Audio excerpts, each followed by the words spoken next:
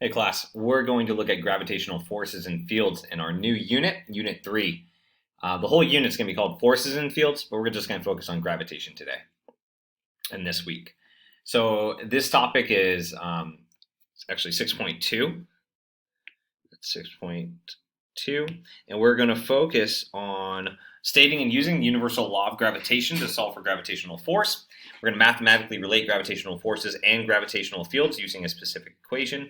And we're going to solve for gravitational field strength, as well as use superposition to determine resultant gravitational force or gravitational field strength due to 2-point masses. So kind of sums of forces.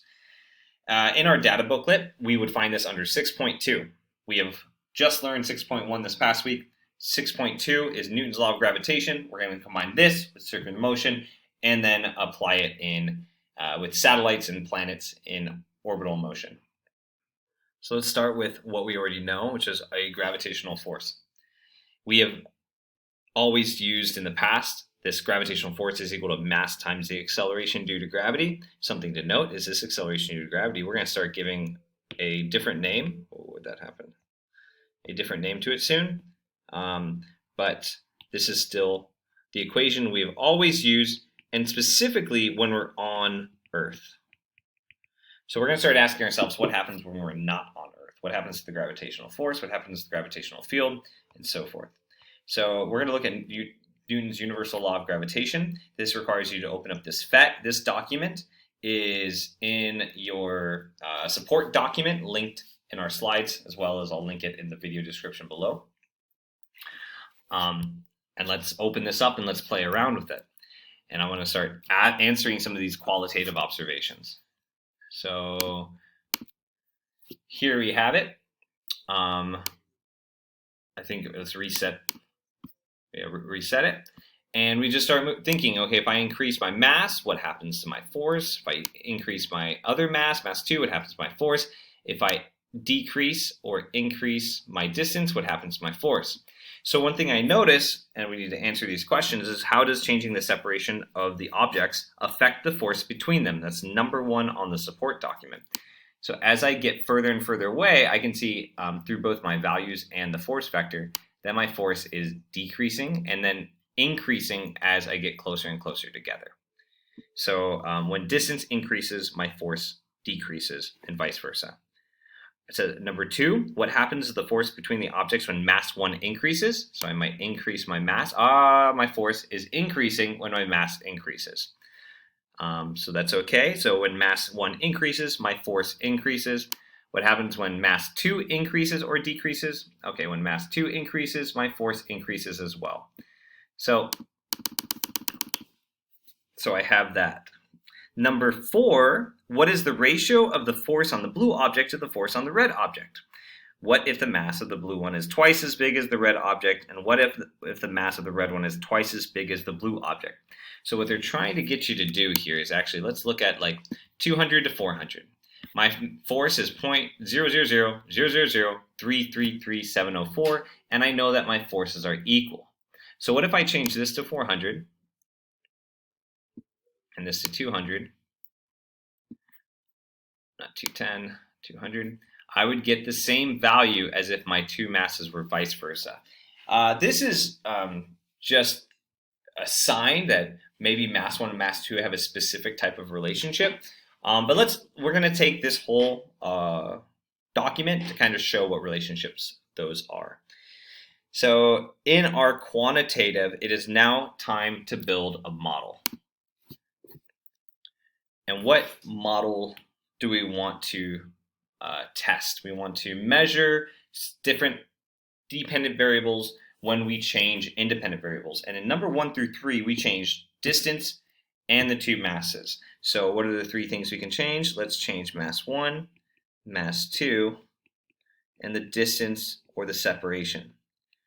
We're always measuring our force. So that's always going to be our dependent variable because we're going to see what happens to the force when we change these independent variables, specifically mass 1, mass 2, and distance, right? And we have 3 different sections to do that in. So that means my control must be the other things, mass 2 and distance. My dV is still force. My IV is mass 2. and then my control is going to be everything else, mass 1 and distance. In number 6, it asks for the new independent variable, which and dependent variable. We're still testing force, and our independent variable is finally we get to test how distance affects it. So that means mass 1 and 2 are constant. Now it doesn't matter. You don't have to follow the same values that I used, that I'm going to use, because the relationship will still be the same as long as you set the right control variables and measure force depending on these changes. So let's start with the first model we want to measure. So I'm going to go back here, and I want to, we can use these controls if you want to look, if you want to measure the force, and just increase the mass and read these forces. Increase the mass and read these forces. They're equal and opposite, so it doesn't matter which one you choose. And you should do this 5 different data points, and I would highly suggest that you do it in a Google Sheets so that you can take this data and we can actually graph it and read our relationships, our patterns, in a equation format. So I've already done it. I've used mass 2 as 400 and distance as 4 meters, but I suggest you pause it and just to see that you get the same data or similar data. You don't have to use my controls. You can do whatever you want, as long as you were testing how mass 1 affects the force. Once you have that, I'm going to show you what you need to do. This is a throwback to last year when we graphed this. So I want you to insert a chart, and when you insert the chart, your data should show up. That data, if we were to look at this data, we need to identify what kind of data it is. Well, it looks pretty darn linear. So go to Customize, go to Series, and we are going to add a trend line, and it's already linear. It shows up. It's good. And I want to use show an equation just so I can see what that value means to me. Now, this only really means that this is totally linear, and we don't know what this slope means yet. So just hold off on that. R squared is 1. Well, this data is from a simulation, so R squared is going to be 1 unless you make a mistake somewhere. So we should have a linear graph like this, right? So let's make it a little smaller, which means that force, or force of gravity, because we're measuring the force of gravity, is proportional to m1. We're going to do the same thing for mass 2. So you're going to go back to our gravity force lab and set some controls, whatever you want, set distance to not be changing, and then change your values to mass 2 and see what happens. Now you should already have a hint of what that's going to look like, because we saw that when you flipped the 200, 400 masses that we did before, we got the same value of force. So we should also see a similar relationship, and sure enough, I've already done it with different specific control variables, and I changed mass 2, and I got a linear pattern as well.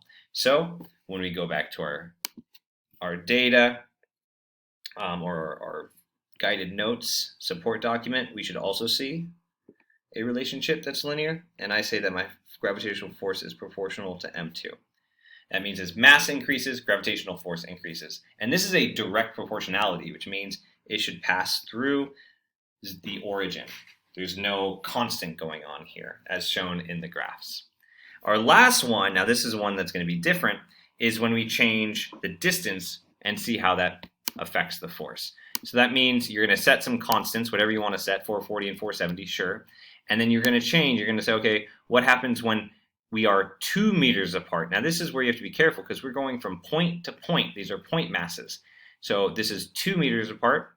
We want to go to 3 meters apart, 4 meters apart, 5 meters apart. You're going to do that 5 different times. So go ahead, pause this video. I think this is the interesting one that I think you should do. Pause this video, take the data, and see what kind of data you have. I'll give you a second. All right, so if you've paused it and started working on this, we should end up with a relationship that looks like this.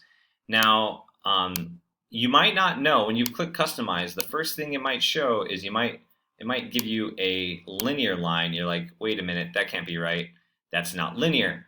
And generally, we're going to be looking with polynomial as a possibility, power series, or linear. Exponential doesn't really show up. Logarithmic sometimes shows up, but very much power, polynomial, or linear.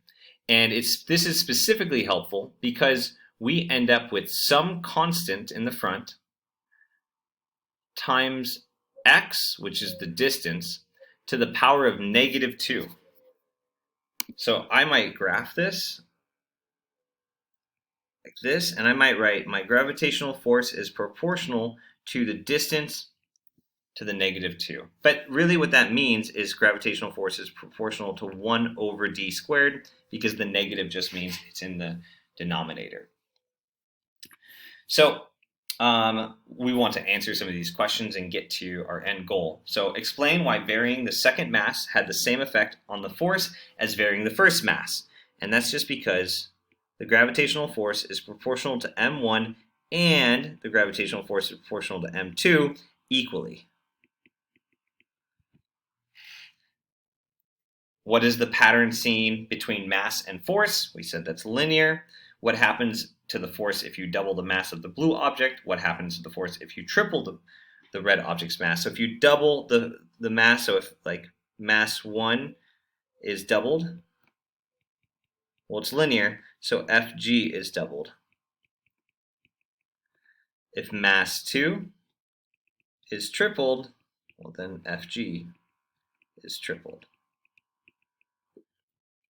What is the pattern seen between distance and the force of gravity? This is called an inverse square proportion because it's inverse and it's squared. And this is actually where we're going to refer to what's called as the inverse square law. So what happens if you triple the distance between the objects, or half the distance? Let's just do triple. Let's not do half. Well, if you triple the distance, then you are going to get 1/9 of Fg, because you have to get 1 over 3 squared, so it would be 1/9 of the original gravitational force. So we want to combine our proportions, mass 1, mass 2, and distance, into a single proportion. We haven't done this yet, but if you see 3 different proportions, right? F of g is proportional to m1, proportional to m2, and proportional to 1 over d squared. I'll show you. You just combine them.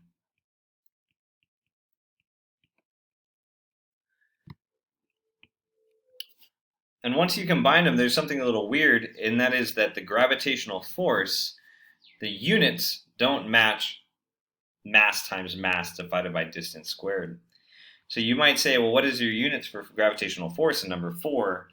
And we would end up with kilograms squared over meters squared. That does not equal a Newton, right? A Newton is kilogram meters per second squared. So there must be some constant in the front, gravitational constant is what we call it, that's going to convert us to a Newton. So we want to identify, okay, if we have m1 times m2 over r squared, and we multiply that by g, we're going to end up with force of gravity. So that means my force of gravity has a units of newtons, and my units right here, we just found this out, this is kilograms squared per meters squared. So this is kind of silly, but this is how constants tend to work, is we find a relationship, it's multiplied by some constant, and the units must cancel out everything and leave us with newtons. So my units would be newtons times meters squared divided by kilograms squared. It's going to cancel the kilogram squared, it's going to cancel the meter squared, and it's going to leave us with newtons, and we're good. As we move forward, this is going to be our new gravitational force equation for any 2 objects some distance apart. If we're on Earth, we can assume that we're in a uniform gravitational field. That's what we're going to call it. And our acceleration due to gravity is 9.81, and we could just use Fg equals mg. But when we start moving further and further away, or we have very, very large masses, we're going to find the need to solve for a different force depending on the mass of the two objects and the distance apart. So this is also saying that you feel a attraction towards every single object around you if it has mass, which is every object. It's just extremely negligible compared to their force of gravity and your force of gravity to Earth. So nothing really moves. Everything kind of holds itself.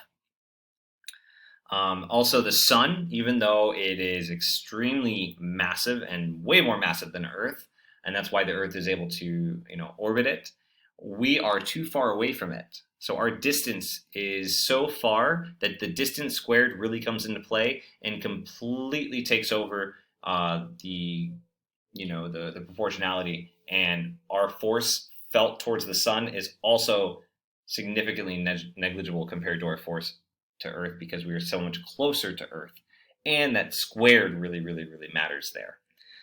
So something to identify, this gravitational constant shows up in our data booklet in the fundamental constants section, and it's 6.67 times 10 to the negative 11th Newton meters squared per kilogram squared. So that is the actual value. So when plugging this in, you'll use that value always in the front, and then you'll need to know the mass of the two objects and their separation distance, which we are calling r. So that's just something to note. R is the distance apart. We're starting to call it r because if there is a singular massive object, if when we place like two masses, one right here, right here, right here, right here, they will feel equal forces if they have the same distance apart, because this is kind of a like circle apart. So every single object on this circle, or a sphere if we think three-dimensionally, is going to feel the same force towards that blue object because it is a constant distance away. So we use the word r to kind of see it as a three-dimensional gravitational force acting on objects that are equidistant from the central point. So let's move forward to gravitational fields. In this gravitational forces review, we've again used Fg equals mg to calculate the force due to gravity. We just learned about these equations, and I'm going to simplify the equations to use capital M and lowercase m, so we don't do M1 and M2.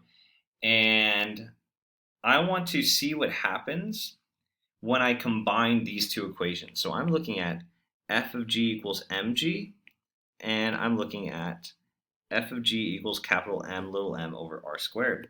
So I'm going to plug one of them into this right side, there's a blue, yep, and the other one into this left side. And we're identifying this mass as an object.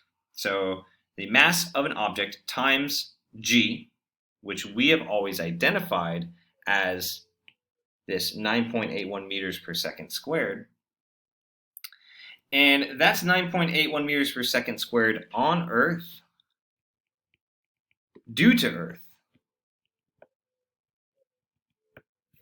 So we're going to use some values that we've given. We've been given the mass of the Earth and the radius of the Earth, and we're going to plug those in right here where we are some object m, but it won't matter because those object masses are going to cancel out, and we end up with a gravitational field strength, or an acceleration due to gravity, that is equal to g mass of Earth divided by the radius of Earth squared.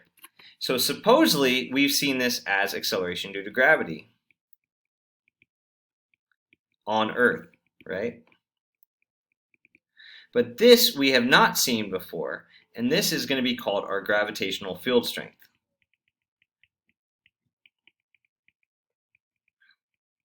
Now what we're going to identify with is that these are actually the same thing.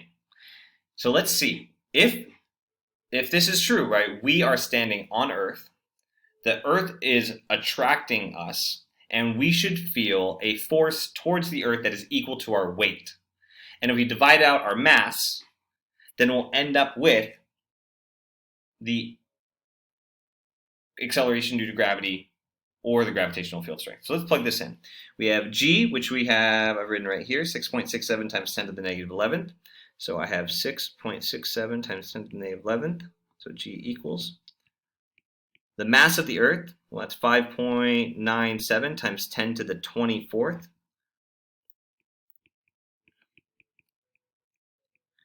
And then So what, 6.38 times 10 to the 6th meters is your radius. 6.38 times 10 to the 6th meters. Now, one thing that you will forget to do is square it. Don't forget to square it. There's a square right there. If I do this and I plug it in, I should get 9.78 meters per second squared as my G. And that's close, right? That's pretty much close to 9.81. There must be some rounding errors going on. But that is where we get our acceleration due to gravity. Our acceleration due to gravity is based off of the values we get from standing on the Earth at a specific distance from the center and the mass of the entire Earth. When we multiply that value, the gravitational field strength, times our mass, we get our force of gravity, our newtons. Let's make sense of this some more. So the gravitational field strength is a value of the force for every kilogram of mass that you might put at any point in space around some mass that's producing the field. It's like a possible force. Gravitational field and gravitational force are only different by canceling out one of the masses. So our equation we get is G equals Fg over m, which is in our data booklet.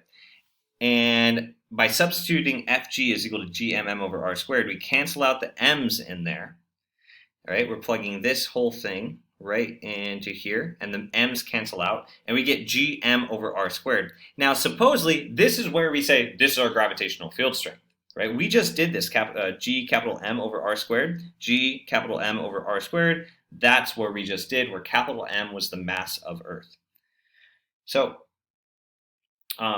in this equation, right, this is our gravitational field strength, and you'll be like, wait a minute though, isn't this the same thing as our acceleration due to gravity? Yes, they're both the same. Just when we refer to G as acceleration due to gravity, we have usually only used it as while we're standing on Earth, but we're going to actually be able to say what's our acceleration due to gravity anywhere in space, and it's just not going to be 9.81. And so instead of using G or acceleration due to gravity, it's more comfortable for us to use gravitational field strength because it refers to how much newtons could exist per unit kilogram, which is our equation, right? Newtons, this is G, this is the units are newtons per kilogram. All right, let's move forward though. I'm pushing too fast. In number 2, thinking about G as acceleration due to gravity, as we've been referring to it so far this year, what units do you expect? Well, I expect it to be meters per second squared because it's an acceleration. Thinking about G as gravitational field strength, calculated by the equation G equals gm over r squared, what units do you expect? Well, I might expect this to be, since G is equal to the units of Fg over m, so actually it might be easier if this is Fg over m, that this, and I'll change that for your page, is equal to newtons per kilogram. So the units newtons per kilogram and meters per second squared should be the same. So let's find out. Well, newtons per kilogram, well, that's equal to kilogram meters per second squared over kilograms. And since the kilograms cancel out, we get meters per second squared. I like writing the units in brackets. And so this is our gravitational field strength. Units, and this is an acceleration units. They're both the same. So knowing that the mass of the moon is 7.34 times 10 to the 22nd kilograms and the radius of the moon is 1.74 times 10 to the 6th meters, solve for the gravitational field strength at the surface of the moon. I'm going to pause this video and I want you to complete this. All right, I've written my work out. Don't forget to square the denominator, and I get 1.62 newtons per kilogram, which is another words of saying that the acceleration due to gravity from the moon is 1.62 meters per second squared. So if I want to compare what is the ratio of the moon's gravitational field strength compared to the Earth's gravitational field strength, well, I would have 1.62 divided by 9.81, which should be around 17%. All right, real quickly, we're about to finish up, but we have to talk about the superposition principle. This superposition principle is pretty much stating that since both gravitational force and gravitational fields are vectors, that if two forces are acting on one object or one point in space, that you can just add them up the same way that we do net force calculations before. So in this diagram, there's a binary star system that has two stars. The bigger star has a mass of 9 times 10 to the 30th kilogram, and the smaller star has a mass of 2 times 10 to the 30th kilograms. So let's give them names. Let's give it M1 and M2. And we know that there's going to be a mass, there's going to be a force acting on this point right here, or a gravitational field strength acting on that point. And it's going to have a specific vector value, this blue vector. And this point will feel that blue vector value. It could be a force, but I'm going to focus on it being a field strength. And that those two are equal and opposite due to Newton's third law. And there's also one right here that's much larger because it's closer, and M2 is larger. And so at point X, there's two field strengths acting on it. So that must mean there's a net force acting like on X, or a net force, I should say, just of gravity. And that's equal to the force of gravity from mass 1 plus the force of gravity acting from mass 2.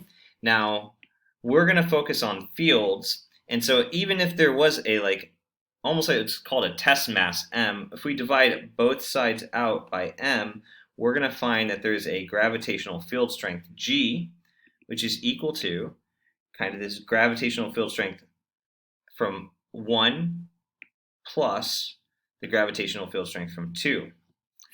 Now this example goes a little different in stating that we're going to say right is positive and left is negative.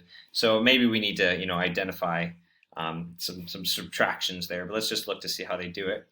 It gives an equation of the gravitational field strength G m1 over r1 squared, where r1 is the total distance away from x, that's r1, and that's equal to 5 times 10 to the 11th plus 10 times 10 to the 11th meters. We also have a gravitational field from the larger star, and we already know the mass 2, and this is going to be our r2 because that's the distance from the center of the masses. And we can add these two gravitational field strengths up as shown in this equation. So they do that. It really is just the same as adding them two up and setting them the sum to be negative. So it's almost as if I just take this up here and say there's a negative this. Once I decided left was negative. Those two are the same mathematically. You plug the values in, and we would end up with 0.002 newtons per kilogram to the left due to the negative sign in the front. And now we got some example problems, but this video is getting a bit long, so I'm going to stop right here, and we're going to start off with some gravitational force practice and then gravitational fields practice here. So if you want to get started on this, go right ahead. There's also some extra practice on gravitational forces on the support document. You can go ahead and get started on too, because that's what we're going to come to class on Monday or Tuesday to talk about. All right, see you then.